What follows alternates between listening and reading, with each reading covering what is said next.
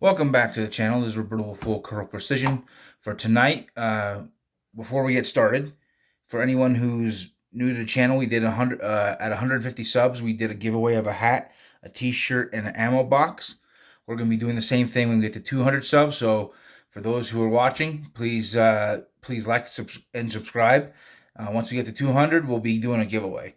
But for tonight, I'm going to be going over some of the data. I'm going to be trying on a couple different bullet weights and in my hand loads. Now, I'm going to be reworking some. I've found uh, a good load with the 150 grain Nosler AccuBond long range for my rifle in the 270. But I'm going to be doing this time. I'm going to be doing 140s in terms of the 140 grain Sierra tipped Game Kings, and then which are the Game Changers. But I'm also going to do the 136 grain Terminal Ascents. And with the load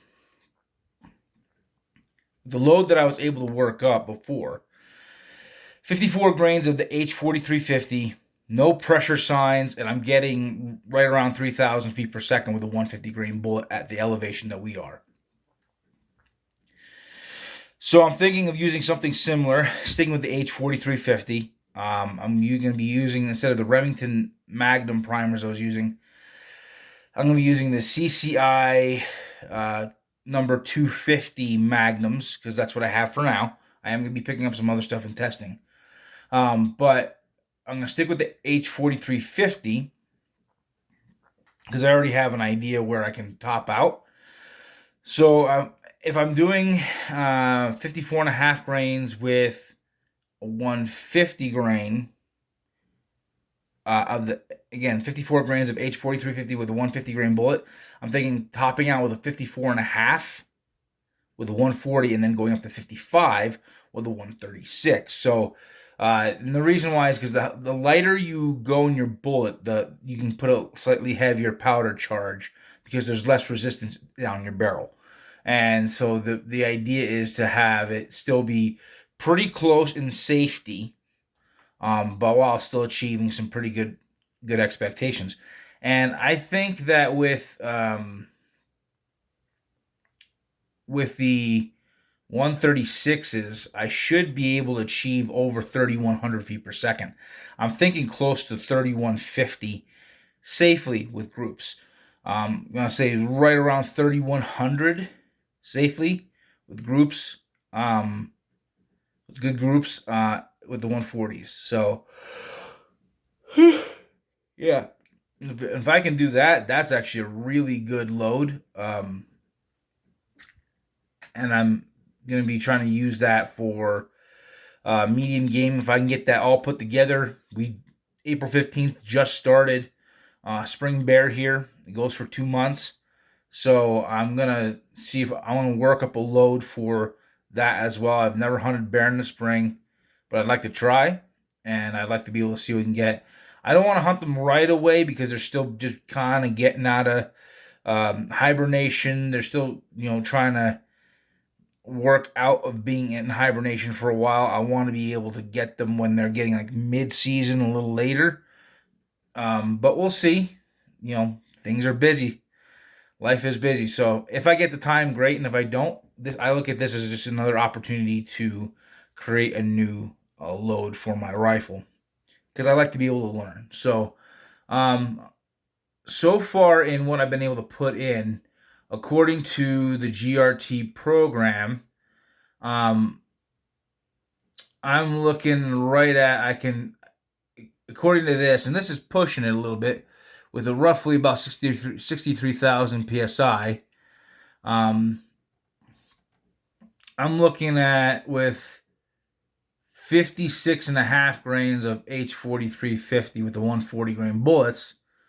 I'm looking at 3076 according to GRT. Now I think I can get better than that, and I think I can do it with lower volume of powder.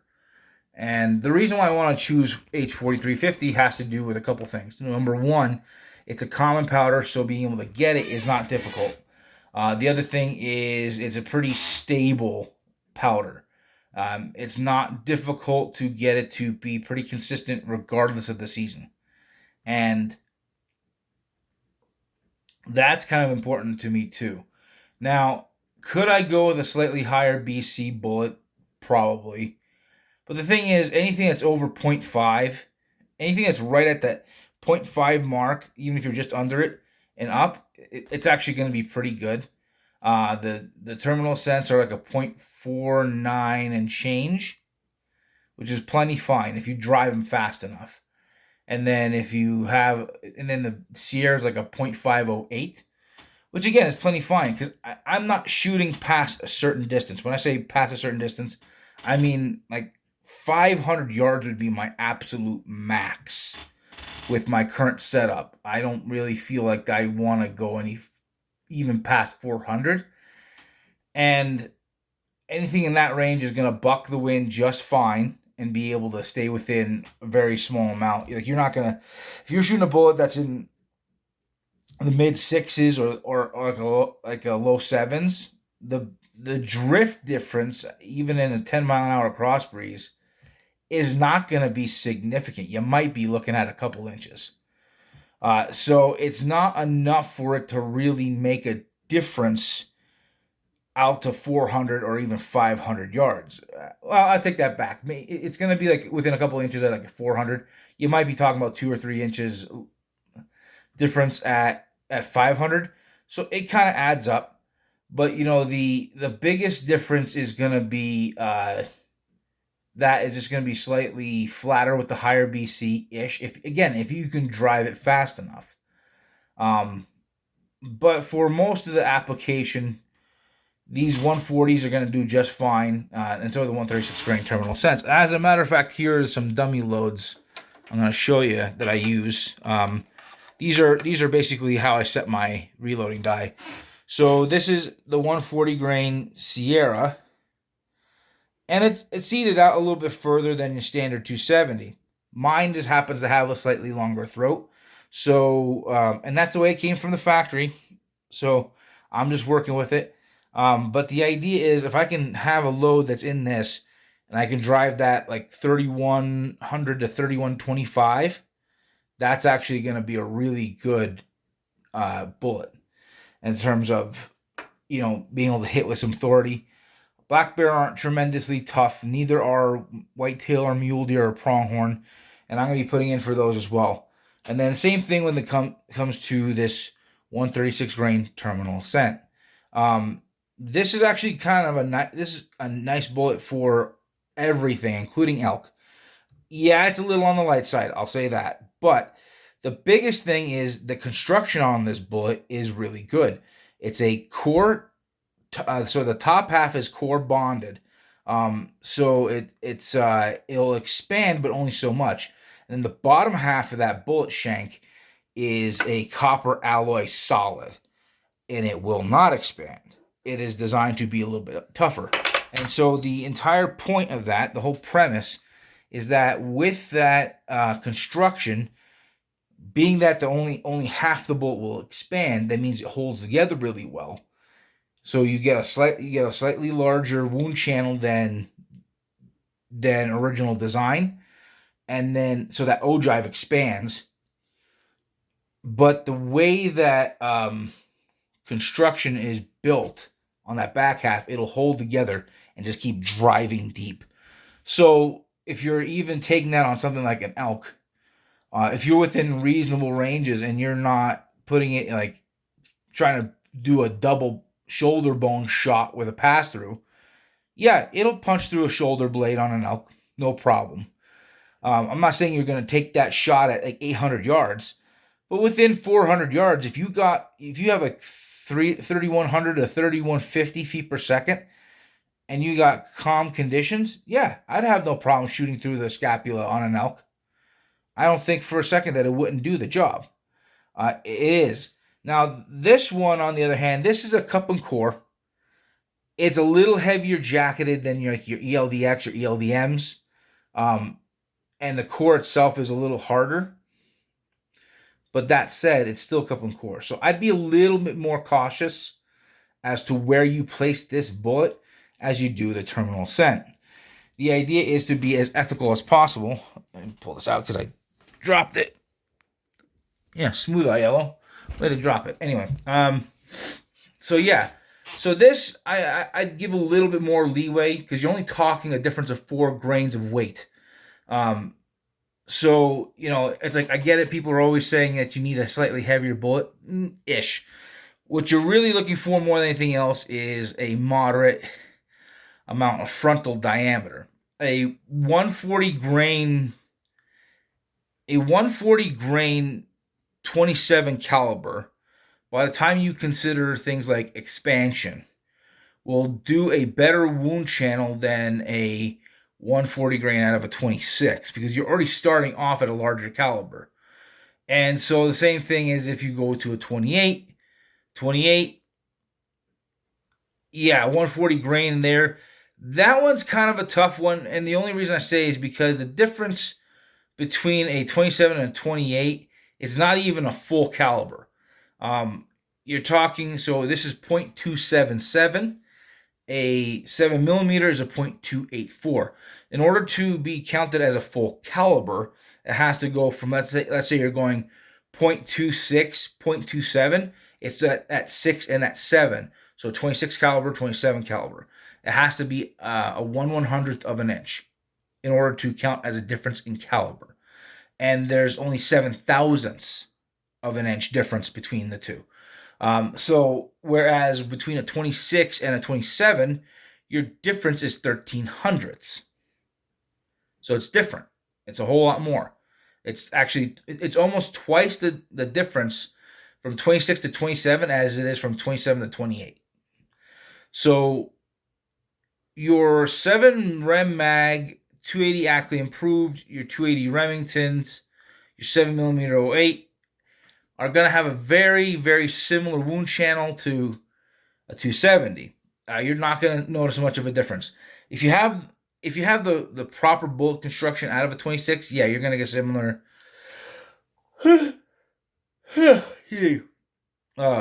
wound channel as well. However, I personally have the opinion that there's a balance as opposed to being overly focused on one or the other.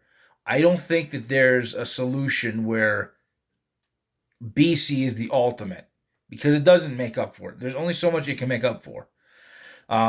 You have to have a good driving velocity to start with in order to make good use of that BC. If you're not doing it that way, then you're not going to be able to do the same as you can. And here's the thing.